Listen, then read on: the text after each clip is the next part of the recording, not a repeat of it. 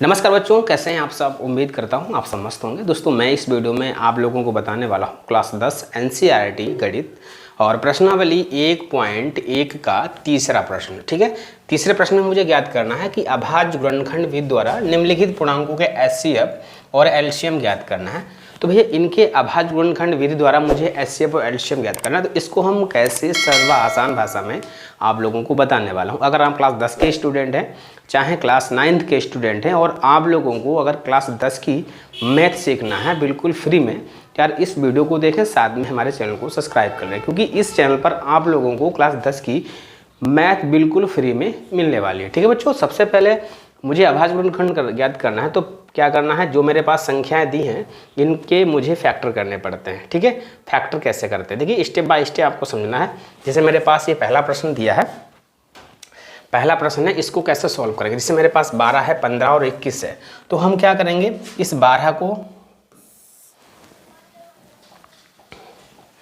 12 के फैक्टर कर लेंगे। इस तरीके से इसे हम 15 के कर लेंगे और इसी तरीके से मुझे 21 के भी कर लेना है, फैक्टर कर लेंगे। ठीक है, अब हम क्या करेंगे, यहाँ लिखना है मुझे 12, 2 से डिवाइड हो जाएगा, 2 लिखेंगे, 2 छंग 12, 2 से कटेगा, 2 तियाँ 6, 3 इक्कम 3। इसी प्रकार से 15 के कर लेने हैं, 3 से कटेगा, 3 पचे 15, 5 इक्कम 5। 21 के भी करने हैं, 3 सत्ते 21, 7 इक्कम 7। ठीक, फैक्टर इसके बाद करने के बाद मुझे क्या करना है, देखिए मैंने यहाँ लिखा है 12 के, जो भी मैंने 12 के गुणनखंड किए हैं उसे लिखना है। 2 है गुणे 2 है गुणे 3 है। इसी तरीके से मुझे क्या कर देना है, 15 के फैक्टर कर लेने हैं, 3 गुणे 5 और 21 के भी फैक्टर मुझे कर लेना है। ठीक है, 3 गुणे 7। अब मुझे बच्चों करना क्या है, एचसीएफ निकालना है पहले, उसके बाद में एलसीएम निकालना है। तो पहले हम एचसीएफ निकाल के आपको बताऊंगा। एलसीएम एचसीएफ क्या होता है, एचसीएफ इसको हिंदी में हम महत्तम समावर्तक कहते हैं, शॉर्टकट में मासा भी बोलते हैं। अगर पूछा जाए मासा ज्ञात कीजिए, तब भी मुझे इसी तरीके से सॉल्व करना। पहले तो फैक्टर कर लेने हैं, फैक्टर करने के बाद जिन संख्या के मैंने फैक्टर किए थे उसके सामने मैंने लिख दिए गुणनखंड। अब गुणनखंड करने के बाद मुझे किस तरीके से सॉल्व करना है, देखना, मुझे एक ऐसी संख्या ढूंढनी है जो मेरे पास 3 संख्या इसमें थी, तो मुझे तीनों संख्या में ऐसी संख्या ढूंढनी है सभी में मिले। जैसे यहाँ 2 है, इसमें 2 है, नहीं है, इसमें नहीं है, इसमें से 3 है, इसमें भी 3 है, इसमें भी 3 है, तीनों में मिल रहा है 3। एक ऐसा नंबर है जो तीनों में मिल रहा है, 12 में भी मिल रहा है, 15 में मिल रहा है, 21 में भी, उसे मुझे उतार लेना, वही हमारा एचसीएफ हो जाएगा। उसी को हम एचसीएफ या मासा कहते हैं। अब बात आती है लासा की, तो लासा भी हम इसी तरीके से निकालते हैं, थोड़ा इसमें डिफरेंस होता है, थोड़ा अंतर होता है। क्या करेंगे लासा के लिए, कहेंगे एलसीएम, इसको हम एलसीएम कहते हैं। एलसीएम में बच्चों क्या करना होता है, पहले वो संख्या उतार लेनी, तीनों में मिले। जैसे मेरे पास एक संख्या ए थी, एक संख्या ए थी, ये थी, ये तीनों इसमें मिल रही थी, पहले तो मैंने उसको उतार लिया। इसके बाद इसमें क्या बची, जो भी संख्याएँ बची हुई है उन सभी को उतार लो। जैसे मेरे पास ऊपर 2 गुणे 2 बची थी, इसमें क्या बचा था, मेरे पास 5 बचा था, इसमें मेरे पास 7 बचा था, सबको मैंने उतार लिया। अब हम क्या करेंगे, इनकी गुणा कर देंगे,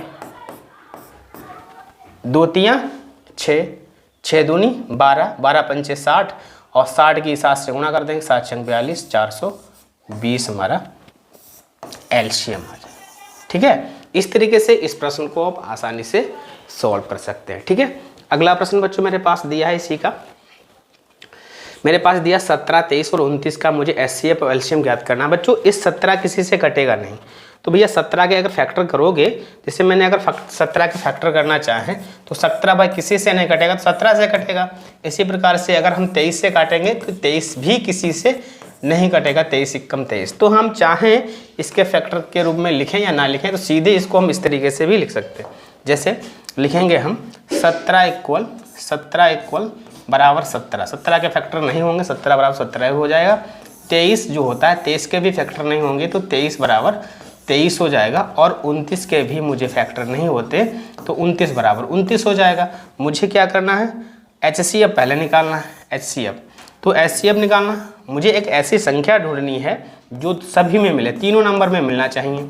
ऐसी संख्या आपको कोई दिख रही है जो तीनों में मिले, कोई संख्या ऐसी आपके पास है जो तीनों में दिख रही है, कोई नहीं, जब कुछ भी नहीं दिख रहा होता है तो HCF तब भी होता है। ऐसे संख्या है जिनमें कोई भी चीज़ कॉमन ना हो, कोई भी चीज़ ना मिले, तब भी उसका HCF होता है। तो HCF कितना होता है बच्चों? 1। जिसमें कुछ भी दिखाई आपको ना दे, कोई भी संख्या कॉमन ना मिले, तो उसका HCF सीधा कितना कर देना? 1 कर देना। ठीक है, यही हमारा इसका आंसर हो जाएगा HCF का। ठीक है, बात आती है एलसीएम की। एलसीएम में मैंने आपको बोला पहले तो कॉमन उतारो, कॉमन जब कुछ मिल ही नहीं रहा है तो 1 लिख दिया, 1 लिखो या ना लिखो कोई बात नहीं। अब एलसीएम में जो नहीं मिलता है वो सबको उतारा, 17 को उतार लेंगे, 23 को उतार लेंगे और 29 को उतार लेंगे। अब इनके मुझे गुणा कर देना है, हमारा एलसीएम निकल के आ जाएगा। गुणा सभी बच्चे जानते हैं भाई, गुणा कर लीजिए। हम 17 के गुणा पहले 23 से कर लेंगे, 7 3 21 हासिल 2, 3 एकम 3, 2 5, 7 दूनी 14, 2 एकम 2, 1 3, 5 4 9 3। अब इसकी गुणा किससे कर देंगे? 29 है, 29 से कर दीजिए। 9 एकम 9, 9 9 में 81 के 8, 81 के 1 हासिल 8, 9 3 27, 28 29 30 31 32 33 34 35 के 35 ही हो जाएंगे पूरे। ठीक है, गुणा 2 एकम 2, 9 दून 18, 3 दूनी 6, 1 7, 9 2 1 3, 8 5 13, 7 3 10 11। तो इसका जो एलसीएम आएगा 11,339, ये हमारा इसका एलसीएम आ जाएगा। कितना आ जाएगा? 11,339 आ जाएगा। ठीक है बच्चों, 11,339। ठीक, तो इस तरीके से इस प्रश्न को भी आप आसानी से सॉल्व कर सकते हैं। अगला बच्चों प्रश्न मेरे पास दिया है, लिखा है अब आज इसको भी, इसमें भी एलसीएम और एचसीएफ निकालना है। तो भाई सबसे पहले मुझे क्या करना है बच्चों? फैक्टर करने। मजा आ रहा है ना?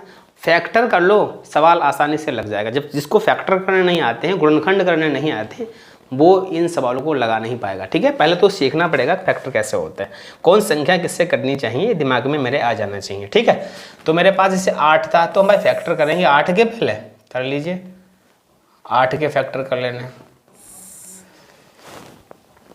यहाँ मुझे 8 लिख लेना है, 2 से डिवाइड, 2 चक्कू 8, 2 से कटेगा 2 दूना 4, 2 एकम 2। ठीक है, इसी तरीके से हम कर लेंगे 9 के फैक्टर भाई।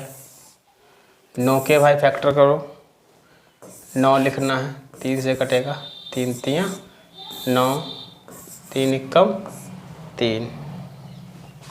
इसके बाद में भाई 25 के फैक्टर कर लेना है,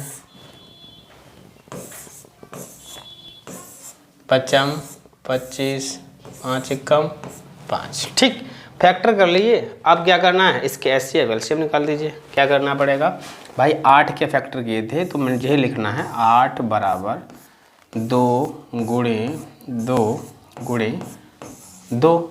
इसी प्रकार से 9 के फैक्टर जो किए थे 3 गुणे 3।